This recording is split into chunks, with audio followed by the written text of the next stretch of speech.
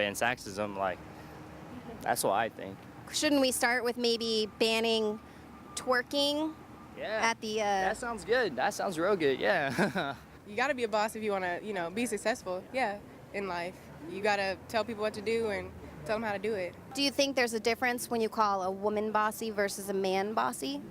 Oh, yeah, definitely. Because, like, when you call a woman bossy, it's like... It's mean. Yeah. And whenever you call a man bossy, it's just like, oh, he's taking control of the situation. Yeah. And I think it should be try to move the women, like, more towards, like, the man connotation, because that is definitely, I think, like, a better connotation for the word, because that's actually kind of what it means, as opposed to, like, this, like, crazy lady who's just trying to, like, control you. Well, ban bossy seems to be a great conversation starter, but it's definitely not addressing the top-down issues of oppression. It's just a word, and people need to get over it. Well, we heard some tough talk last week from Republicans in Congress about the ongoing IRS scandal. They're still demanding the emails for just 1 month, and the current IRS commissioner says that could take years to produce, to which Trey Gowdy, a Republican from South Carolina, said, you've got till the end of the week. Well, nothing happened on either side. The documents were not produced, and no action has been taken by the Congress. And so the question is, what are they going to do about this? Initially, we all pointed out that this was very similar to Article 2 of the impeachment articles against Richard Nixon, using the IRS against political enemies. Now it's becoming very similar to Article 3, obstruction of justice. That was the third article against Nixon, and yet nothing is being done about it. Patrick Hawley of the Daily Caller has been following this for quite some time, and we wanted to ask his opinion about this. Patrick Hawley, Daily Caller, thank you for joining us. Now, you've been following this story about the IRS scandals targeting political groups that are opposed to the Obama administration for some time. It looked like last week we had some ultimatums being thrown out by Trey Gowdy that you reported on there. But the deadline that he was talking about was last Friday. That has come and gone, and nothing has happened. Do you think anything's going to happen with this? Well, I certainly hope so. But what we've seen from Darrell Iss's committee, which Trey Gowdy is on, the House Oversight and Government Reform Committee, is that they're really slow walking this. I think because of political pressure from the right, they're trying to say we're definitely going to hold Lois Lerner in contempt. It's the right thing to do. Jim Jordan, a congressman on the committee, told me that they've been moving in that direction for a month. The council, the U.S. House Counsel, completely independent, nonpartisan authority, came out and said that she can be held in contempt because she waived her Fifth Amendment rights. So they have complete justification to be able to do this, and I think they're slow walking it. And I think the reason is that, with Elijah Cummings on the committee, the top Democrat, and other Democrats in the House are really playing politics with this. You saw after the last hearing, which I covered on March 5th, where Lerner again tried to cite her Fifth Amendment privilege, and ICE angrily dismissed her. After that, the Democrats all came out on the House floor and held up their iPads and showed video of Darrell Issa supposedly, behaving in this boorish, unethical way. And so they did this little stunt on the House floor, the raise your iPad stunt, which I don't know exactly how that's going to connect with mainstream America. I think they're a little out of touch. But that kind of political pressure from the left is what is preventing them, I think, from really pushing this thing forward and holding her in contempt. Because that's the only way they can get at this information at this point, is by holding Lois Lerner in contempt. Yeah, well, I think it's pretty amazing because this has been going on for a long time. Now, the current IRS commissioner says that what they want, which is just some emails from 1 month, is going to take years to produce. Come on, that's just stonewalling. I don't think if the Republicans really want to get this information that they're really doing anything about it. This kind of goes back to to me, it reminds me of the Nixon impeachment trials. Okay, if you look at the three charges, obstruction of justice, abuse of power with the IRS, and then stonewalling Congress, contempt of Congress, that's essentially what's going on here, and yet the Congress isn't doing anything. We had Gowdy say that he was going to do something last week. He said on Greta Van Susteren, he said, one of the reasons they don't answer our subpoenas is they don't fear any consequences. That's right. Why would they?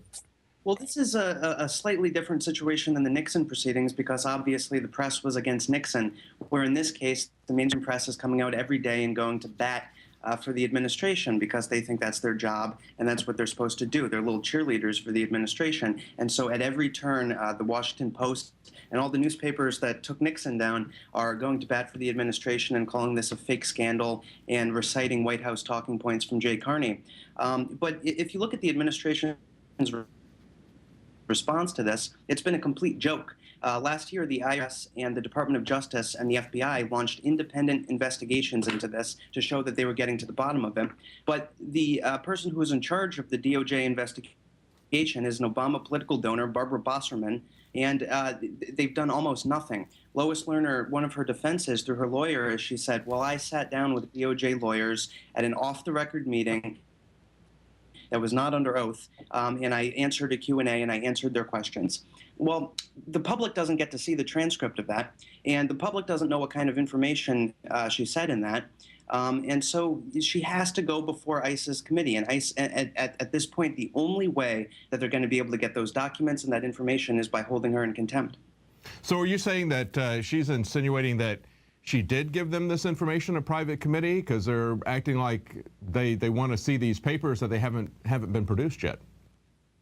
Yeah, I mean, there's no way to know what kind of information she gave, if any, when she sat down with those DOJ lawyers. This was only revealed recently that she had sat down. And so this is sort of her excuse and a sort of Democratic talking point that, well, she already met with DOJ. But the DOJ investigation, anyone who's close to the case knows that it's been a complete joke, and they haven't done anything. And if anything, they've just been going to bat for the administration to try to clear the whole thing up. They already leaked to the Wall Street Journal months ago that nobody was going to be charged. They weren't going to file any criminal charges through the case. So unless this goes through ICE's committee, there's no way of knowing what happened and who ordered this, whether it was or somebody else. That's right. You're correct to point out that the huge difference between Nixon and Obama is that the press is supporting Obama and they were attacking Nixon.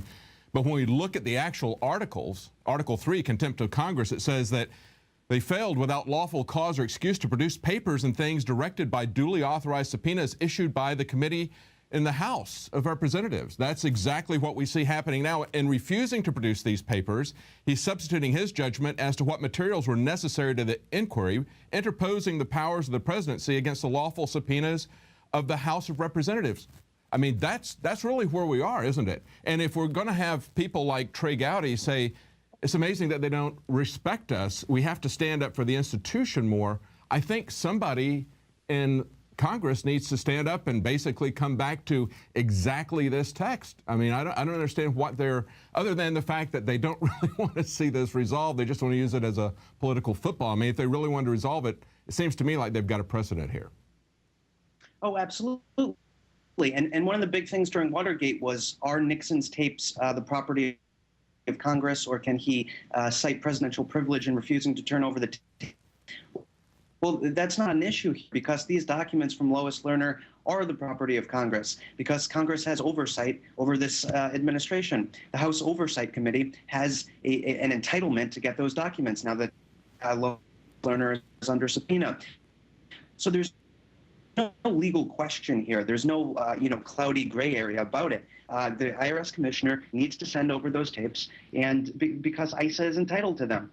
The counsel for the House of Representatives already determined that. The committee determined that, and now it's time that they need to show some transparency. Yeah, it seems like at least two, you could argue maybe all three of the articles of impeachment against Nixon have been repeated in just this one scandal. It's not to mention the other scandals. But they've actually doubled down on this. It was just recently that Ted Cruz pointed out that although this has been going on for 9 months, now, even though Obama said it was intolerable and excusable, they're now trying to issue a new rule, which is going to come against 501c4 groups they call social welfare organizations. I mean, that's people like the NRA or Common Cause or Planned Parenthood. I mean, it goes across the spectrum. Yeah, I mean, the irony here is that rule was put in place and it was actually devised by Lois Lerner and some other Treasury officials while they were targeting conservative groups.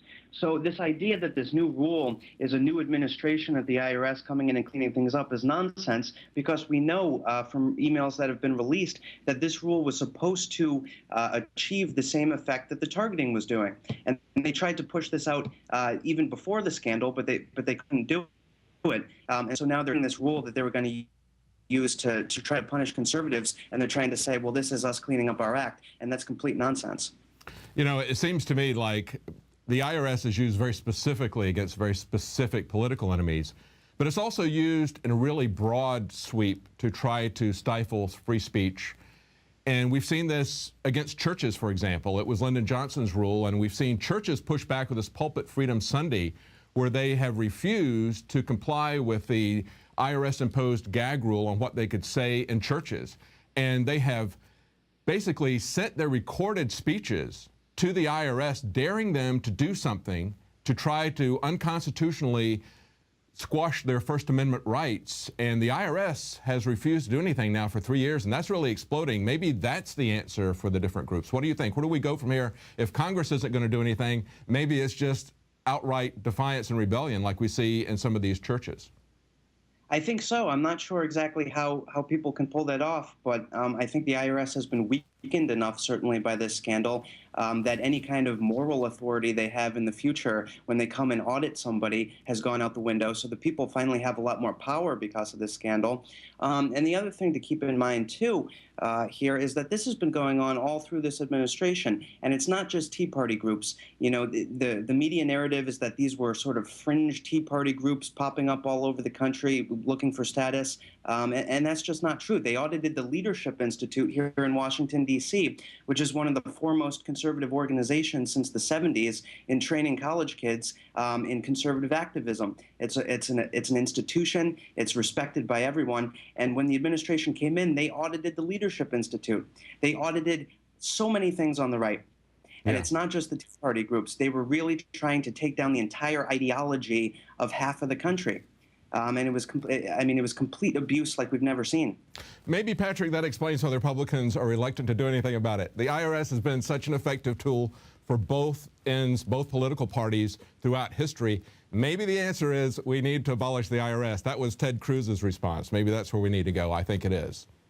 Ted Cruz is exactly right about that. And I think you're definitely right about the fact that nobody who's in government wants to shrink government's power. That's right. As soon as you get to government, your incentive is to increase government. So the Republicans think, sure, we're in the minority now, but in a couple years, if we win in 2016, maybe we will be able to use this ourselves. So why fundamentally transform this program now just because of this one scandal? I think that definitely has something to do with why they're slow walking this. I think so, too. Thank you so much. Patrick Hawley, Daily Caller. Thank you.